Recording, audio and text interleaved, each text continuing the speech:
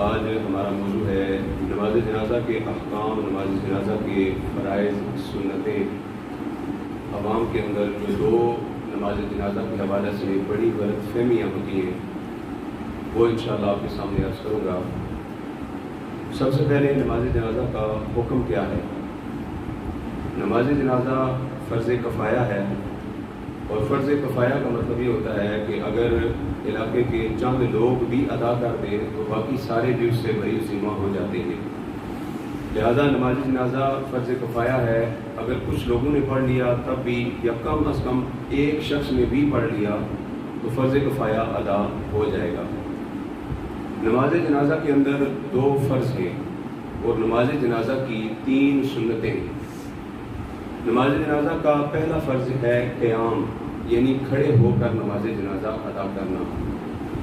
لہذا بغیر کسی شرعی عذر کے اگر کوئی بندہ بیٹھ کر نماز جنازہ پڑھے گا تو نماز جنازہ نہیں ہوگی، کیونکہ نماز جنازہ کے اندر قیام جو ہے یہ فرض ہے۔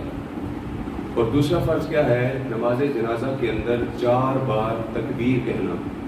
یہ چاروں تکبیریں نماز جنازہ کے اندر فرض ہیں۔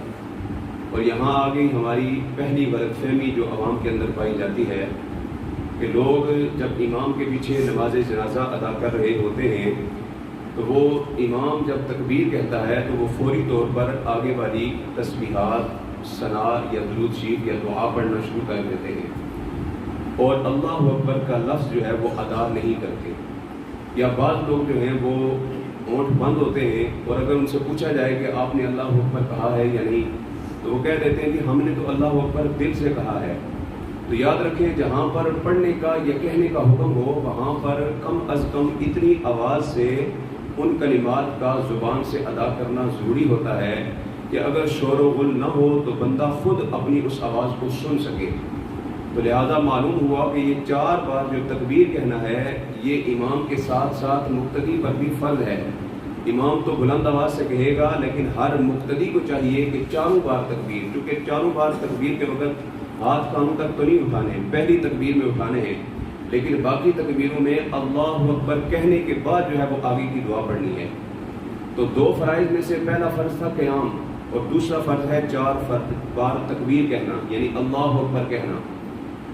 اور اس کے بعد آ جاتی ہیں سنتیں۔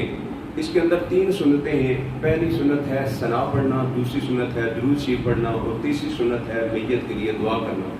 لہذا معلوم ہوا کہ نماز جنازہ کے اندر جو دعائیں پڑھی جاتی ہیں، ثنا پڑھی جاتی ہے، درود شریف پڑھا جاتا ہے، یا آخر میں جو دعا پڑھی جاتی ہے، یہ سنت ہے۔ لہذا اگر کسی کو نماز جنازہ کے یہ کلمات نہ بھی آتے ہوں، اگر وہ امام کے پیچھے کھڑا ہو جائے گا تو اس کی نماز جنازہ ہو جائے گی۔ لیکن چونکہ یہ سنت موقدہ ہے تو اگر جان بوجھ کر سنت موقدہ کا ترک کیا جائے تو بندہ گنہگار ہوتا ہے۔ تو اس لیے اگر تو کسی کی معذوری ہے کوئی جس وجہ سے اسے نماز جنازہ یاد نہیں ہے تو وہ اگر یہ 2 فرائض ادا کرے گا اور امام کے پیچھے کھڑا ہو جائے گا تو نماز جنازہ ہو جائے گی، لیکن باقیوں کو چاہیے کہ وہ نماز جنازہ کو صحیح طرح سے جو کلمات ہیں اس کے ساتھ یاد کریں۔ اور وہ کیا ہے؟ ثنا، جس طرح نماز کے اندر ثنا ہے وہی ثنا ہے، صرف ایک کلمہ اس کے اندر مختلف ہے۔ اگر وہ یاد کر لیا جائے تو بہتر ہے، اگر کسی کو وہ نہ یاد ہو تو نماز کے اندر جو ثنا پڑھی جاتی ہے وہی ثنا نماز جنازہ کے اندر بھی پڑھی جا سکتی ہے۔ نماز جنازہ کی ثنا کے اندر کون سا لفظ جو ہے وہ مختلف ہے؟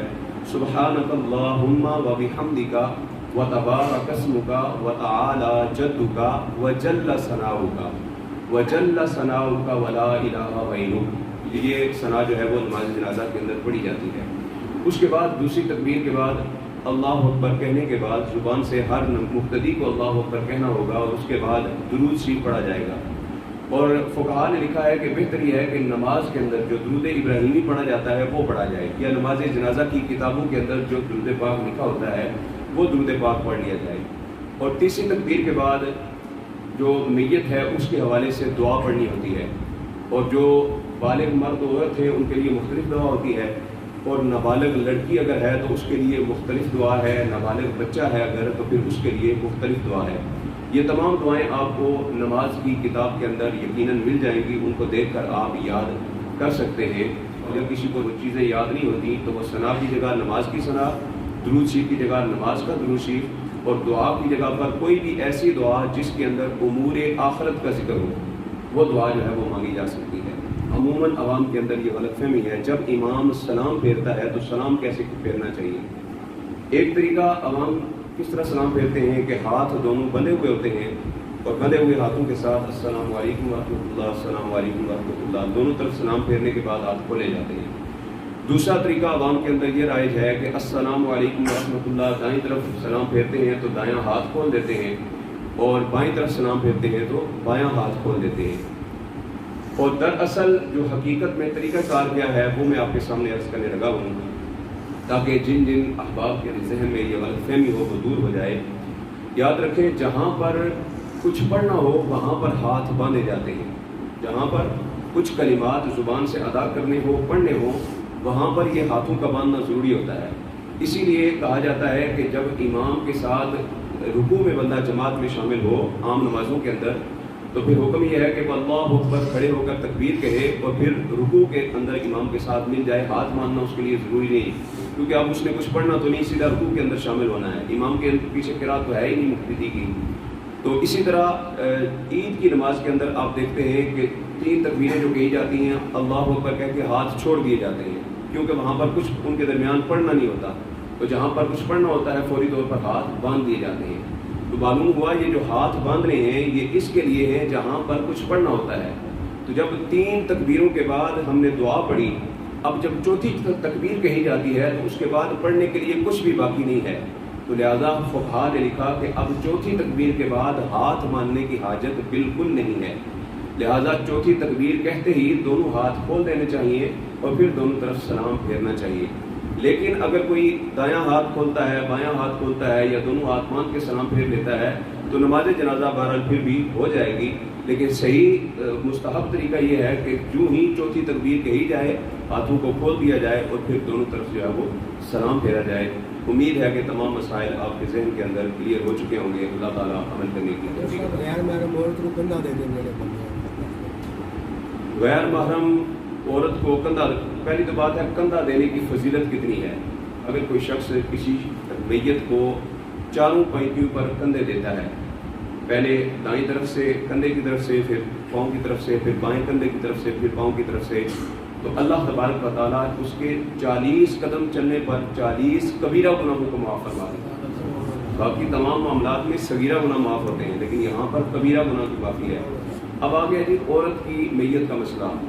تو عورت کی میت کے لیے بہتر تو یہی ہے کہ اس کے جتنے محارم ہیں وہ ہی اس کی نماز جنازہ کو ہاتھ لگائیں، غیر محرم شخص اس کی میت، اس کی جنازہ کے قریب جو ہے وہ نہ جائے، جو اس کی محارم کے اندر جو لوگ ہیں وہ ہی اٹھائیں۔ لیکن اگر بالفرض کسی فیملی کے اندر ایسا مسئلہ ہو کہ اس کے محارم جو ہیں وہ اتنے نہیں ہیں کہ جو میت کو بار بار کندھا دے سکیں، تو پھر اس کے قریبی جو رشتہ دار ہیں وہ میت کو کندھا دے سکتے ہیں۔ یعنی ظاہر سی بات ہے میت تو چارپائی کے اندر ہوتی ہے، وہاں پر میت تک تو ہاتھ نہیں پہنچتا، لیکن پھر بھی احتیاط کے پیش نظر بہتر یہی ہے کہ جو محارم ہیں وہی اٹھائیں، اگر نہ ہو تو پھر مجبوری کے طور پر اٹھانے کی اجازت ہے۔